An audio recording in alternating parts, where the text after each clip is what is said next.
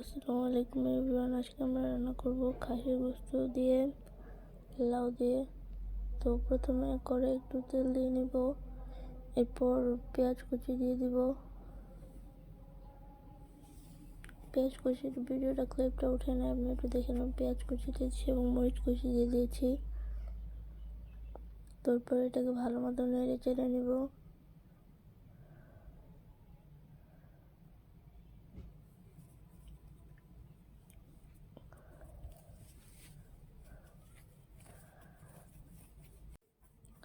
ভালো মতো নাড়াচাড়া হয়ে গেলে আমরা এর মধ্যে স্বাদ মতো লবণ দিয়ে দিব। এরপর পরিমাণ মতো হলুদের গুঁড়ো এবং মরিচের গুঁড়ো দিয়ে দিব। পরিমাণ মতো হলুদের গুঁড়ো এবং মরিচের গুঁড়ো দিয়ে দেওয়ার পরে এটাকে ভালো মতো নেড়ে চেড়ে নিব।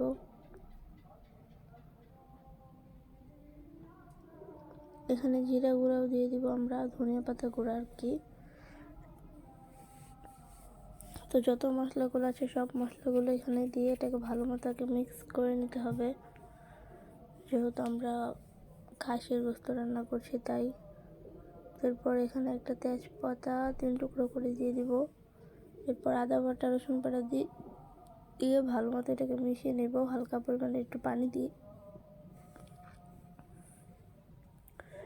তারপর এটাকে ভালো মতো নেড়ে চেড়ে নিতে হবে।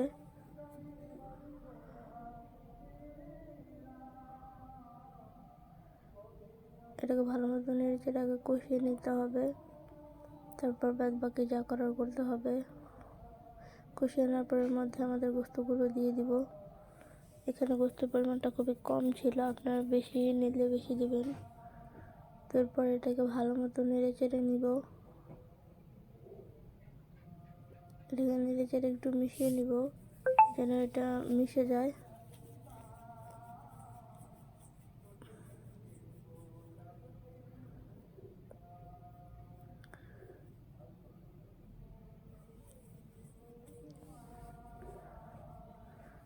তো এরপর এর মধ্যে আলু দিয়ে দিব। আলু দিয়ে এটাকে নেড়ে নিব। আপনারা চাইলে আলু নাও দিতে পারেন, স্কিপ করতে পারেন, কিন্তু আমরা এখানে আলু দিয়ে নিচ্ছি। আলু দিলে খাবারের স্বাদটা আমাদের কাছে ভালো হয়, আর আমাদের ঘরে তো বেশি আলু খোর আছেই, তাদের জন্য আলু দিতে হয়। তারপর এটাকে ঢাকনা দিয়ে ঢেকে দিব। ঢাকনা দিয়ে ঢেকে দেওয়ার পর কিছুক্ষণ পর এটাকে আবার ঢাকনা উঠিয়ে এটাকে নাড়াচাড়া দিয়ে নিব।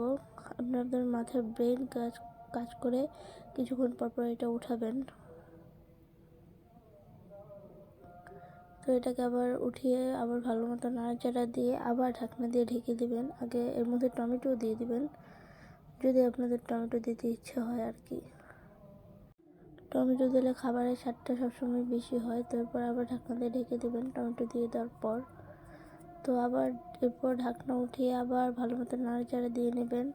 টমেটোটা দিয়ে আমরা 5 মিনিটের মতো রেখেছি। টমেটোটা ভালো মতো হওয়ার অপেক্ষায় ছিলাম, হয়ে যাওয়ার পর আমরা এটাকে উঠিয়ে নিয়েছি। তারপর এটাকে ভালো মতো নেড়ে চেড়ে নিতে হবে। তো এটাকে ভালো মতো নেড়ে চেড়ে দিব। এরপর এটাকে আবার ঢাকনা দিয়ে ঢেকে দিব 5-10 মিনিটের মতো। তো 5-10 মিনিট পর এটাকে আবার ঢাকনা উঠিয়ে আবার এটাকে ভালো মতো নেড়ে চেড়ে নেব। এভাবে রান্না করলে কিন্তু আপনাদের খাসির গোস্তটা অনেক বেশি মজা হবে খেতে। আপনার বাসায় একবার হলেও ট্রাই করে দেখবেন।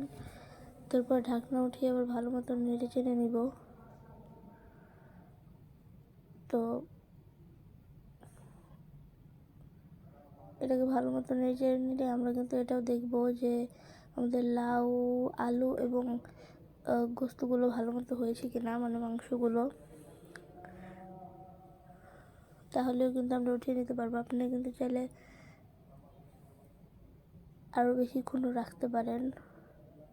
তারপর এখানে জিরা গুঁড়ো দিয়ে দিলেই হয়ে যাবে আমাদের গোস্ত রান্না। তো ভিডিওটি যদি ভালো লাগে তাহলে চ্যানেলটি সাবস্ক্রাইব করবেন এবং ভিডিওতে একটি লাইক দেবেন।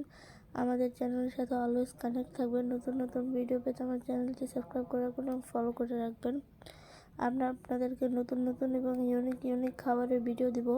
নেক্সট ভিডিও আসা পর্যন্ত সবাই ভালো থাকবেন, সুস্থ থাকবেন। আল্লাহ হাফেজ।